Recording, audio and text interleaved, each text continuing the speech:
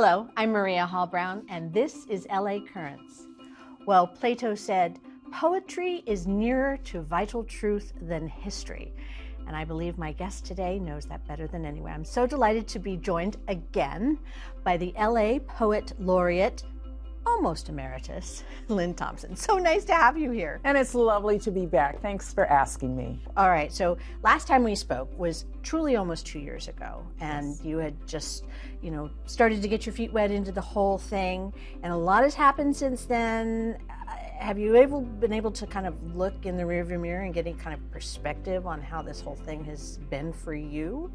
I'm still trying to get to that point to really step away from it and have a perspective, but because a new one hasn't been appointed, I'm somewhat still in it.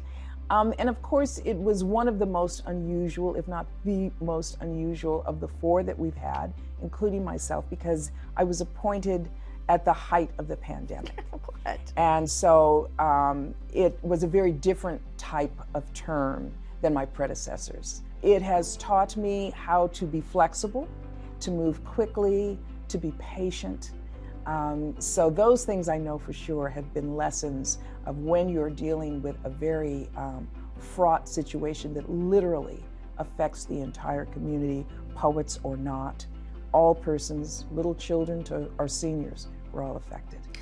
Do you feel that you as a poet changed and your poetry changed, or did you just embrace it more? I don't think I wrote as much as I would have if I wasn't the Poet Laureate, because I was trying to figure out events and go to readings and give workshops and so forth. But you did, and you did. wrote something, and I don't know if this is mean of me to even say, but I just remember a few phrases that were centered around a lot of the civil unrest and a lot of the things that were happening. Right. Even beyond Los Angeles, but certainly including Los Angeles, it is hard, I believe, for many poets, many writers, to ignore the political climate that we're living in because it is so fraught. And then in the middle of that comes the war in Ukraine. Oh, yeah. And so when I did write, I was addressing those issues as well as we are experiencing just this past weekend in Los Angeles, a complete change in the climate. Yeah. Such that we know that Lake Mead that we rely on and the Colorado River are drying up. They're being lowered. We have fires. We have flooding. So it's hard to ignore those issues in poetry. And so some of what I wrote did circle around that. I had the good fortune of talking to William Merwin.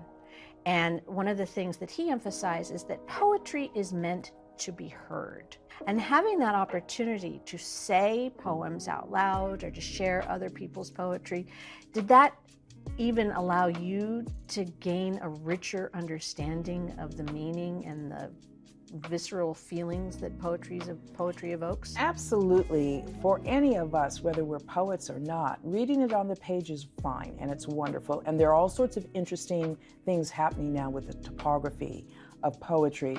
But at the end of the day, it's an oral art, and it's so much richer when a voice is behind it. But it taught me just the very basics that don't read too quickly, don't read too slowly, enunciate, because you really want the words to sparkle and to fire something in the person's ear. One thing I did learn as the Poet Laureate is to put aside my assumptions when I would approach any particular group about where they were vis-a-vis poetry. Some communities felt they knew a great deal about it. Others were very shy about what they knew and certainly about recitation or writing. One workshop that I did, I want to give a shout out to the Will and Ariel Durant Library in West Hollywood, where I was invited to do a workshop, and they serve with great detail and concern a very large homeless population. Oh. So I knew when I went into the workshop that this was a different population than I was used to working with, and realized I shouldn't assume they have pens and papers and computers like so many of the other groups I might have gone into. And it was true. There was a varying skill level in that group. And the literacy for some was a question, but they were so happy to be seen and heard that I don't want to say the poetry didn't matter, but it was almost a vehicle to give them a voice, and it was lovely. It was wonderful. Did they write? They actually did write, many of them quite well. I remember one woman in particular asked me to read her poem to the group. And when she gave it to me, I realized that I really couldn't read her handwriting. And I said, oh, this is a problem because I don't want to make her feel badly. And thank goodness the light bulb went off and I said, you know, I think your classmates would like to hear it from you. At which point she recited what she had written. And I guess she was a little surprised that I said that to her and looked to be quite happy about it. And I always wanted to create a welcoming space for poets, non-poets, readers, fans, whatever. You need to add that to the job description. I need to add that to the job do, exactly. description. One of the spectacular events that you were able to participate in and create was the Day of Poetry. And I know that you've spoken numerous times about how that made such an impact on you. But for those who may not have had the opportunity to participate or anything, what was that miraculous day and what did it feel like? It was the highlight of my tenure. I'm very, very proud of it. The inaugural poet for Anaheim, Grant Heyer, called me, and we started talking about putting something like this together and what would it look like, who could host it.